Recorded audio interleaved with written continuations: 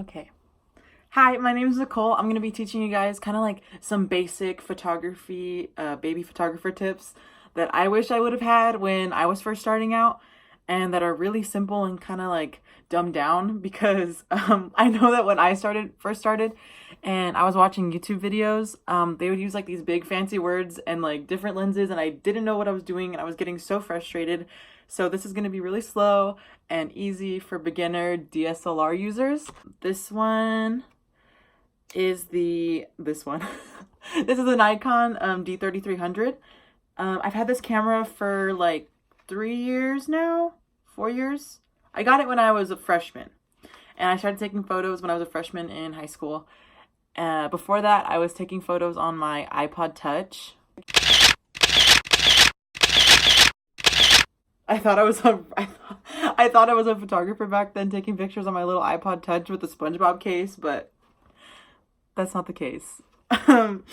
Anyways, this DSLR came in a kit, which is my first tip. Try and find a DSLR that comes in like kind of like a camera kit. This one came with a 35 to 55 millimeter lens, which just means that it zooms in and out.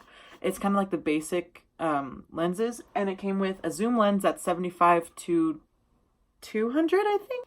I don't use that lens anymore, mostly because I'm more into portrait photography, which was my first mistake when I was starting out. I thought that the big, fancy, like, looking lenses were the ones that I had to use because that's what everyone else looked like they were using, which is not the case. I was using a zoom lens for the longest time to take portrait photography. That's not right. So I use this lens a lot when I want to get a wider angle. The 18 to 55 just means that it can zoom in and out, and you can get more of like the wider picture. We'll get into lenses later, but my first tip is that you do not need to spend a lot of money on like a big fancy camera to get good results. It's all about 100% about what the user does and your talent and your abilities. It's okay if you don't have like a lot of experience and stuff. That's what practice is for, which is another tip. Practice, practice, practice. Practicing is so important when it comes to photography. It is an art. You kind of learn as you go and you develop like your own style and like what you like, what you don't like, what kind of lighting fits what you want and things like that. And what your subject likes, and it's more fun to just like develop your own like way of doing things instead of just like comparing yourself to others, which is another tip. Don't compare your work to other people's work. I did that for the longest time.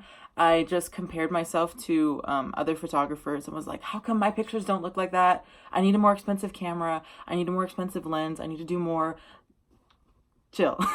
You can do it yourself. You just need to work on it and keep practicing, get your friends, do little photo shoots and stuff, and then find out what you like and keep working on that. Which brings me to my next tip. Find out what kind of photography that you're into. If you're into like nature photography and things like that, a zoom lens is really helpful to get like kind of like far away things like mountains and buildings and things like that. But for my kind of photography, portrait photography, I recommend a 50 millimeter lens, which is kind of scary. Before you go and search up 50 millimeter lenses, just know that they're kind of pricey. For me, at least, I was a high school student. I didn't have a lot of money, and I didn't have a lot of money to spend on my hobby that I was doing. So I really recommend Yongnuo. This brand, they make extremely inexpensive lenses for what you're looking for. This is a 50 millimeter. I forgot to mention this, but there's a super cool app called B&H where you can find all kinds of photography gear and lenses that are really inexpensive and do exactly what you need. So yeah, the link will be in the description. It does everything that I need it to do. By 50 millimeter, I know I was super confused by this. It's just like basically like the holy grail of like photography like lenses. I know like, you probably like have done your research and you know that people are super into these lenses. It's because they get those really tight like zoomed in photos of your subject with the bokeh background, which just means it's blurry in the back. It really focuses up on your on your subject, and it makes your photos look 10 times more professional than you actually feel like you are. Trust, when I got this, I felt like I had superpowers. Like, it was insane. But it's okay. I didn't get this until 3 years into having my 35 millimeter, and just keep practicing and practicing and practicing. So when you first get your lens, when you first get your camera, you're gonna see that it has all these like suggestions on the top on what mode to put it in. You're not going to start on manual first off the bat. It is hard to learn, but maybe in a later video I'll go into the basics of your camera settings and stuff. What I like about this camera is that it shows you like in a picture what it's doing, with the shutter speed, the f-stops, and the ISO, which sounds really scary, but I promise it is not that hard if you just keep researching and researching. It took me forever to find out what those meant, but I will make another video explaining all of those in a really dumbed down version that I wish I would have had. So to turn it on, most cameras will have this little notch right here that says on or off, and you just turn it on. When I was first starting out, what was really helpful for me that I used all the time was the setting Running Man, like the little running guy.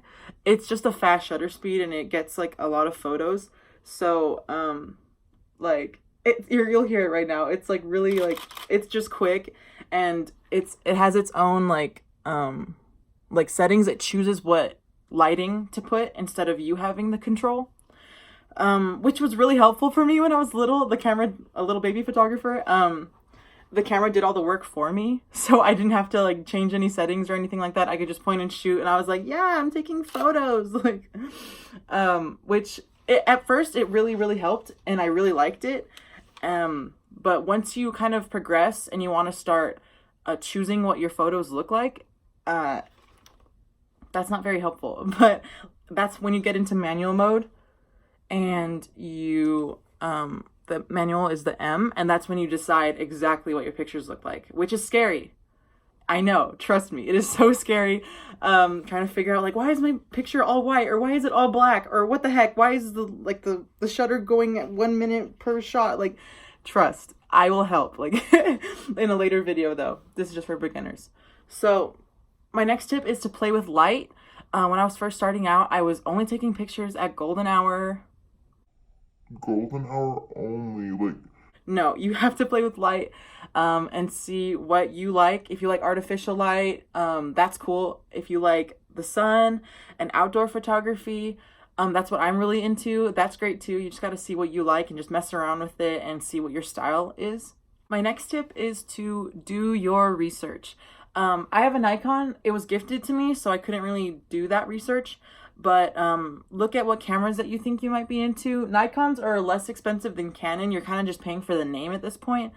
I like Nikon. It's very simple to use, in my opinion. It has the pictures, and it shows you like exactly what you're doing.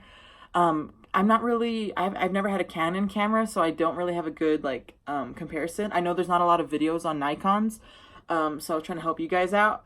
But it's the same thing with the ISO, the shutter speed, and the f-stops.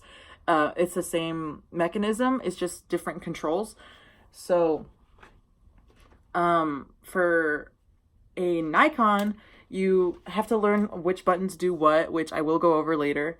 But you just have to figure out what you want and what kind of user interface that you're more into. I know that Canon lenses are less expensive than Nikon lenses, so you're just paying for the convenience. But do your research. I know when I was first starting out, I would watch hours and hours and hours of beginning photography videos and just trying to mess with my camera, mess with the settings and stuff. You have to really spend time and invest in this like hobby, and just do your research and really, really put some good TLC into your camera and see what you want to do. My last tip is to practice more. Keep practicing. I know that every time that I went on a shoot, I learned more. I learned what I liked to do. I messed with light, and I really, really enjoyed like learning and like getting better at what I do. My next tip and my final tip is when you go on photography shoots, preferably with your friends so you're less nervous. But go with your friends, go out, take like photos, and keep a little journal with you. I had a small little notebook in my camera bag that I would write down what I was doing right, what I liked, what settings it was on that I liked, and I just took notes basically on what my camera and I were developing on. And it really helped looking back and being like, oh, my camera was on this setting and I really liked that, so let's try that again. And if it doesn't work, just keep messing with it. Yeah, that's my biggest tip, is just to keep practicing. Don't get frustrated. I know sometimes I would get really frustrated and just like, Oh, why am I even doing this? I'm just gonna quit. but trust me, it is not that hard and you can do it. Like, trust. Just keep practicing and you will get better. Maybe in a future video, if this does good, I'll teach you guys how to do shutter speed, ISO, and your f-stop, so we can get out of the Running Man setting, which I know was hard for me. So we're gonna get out of Running Man, trust. So in a future video, maybe we'll do that. But yeah, that's all my basic photography tips. Like, subscribe, do all that cool stuff. Comment down below what kind of videos you want concerning beginner photography and things like that. And yeah.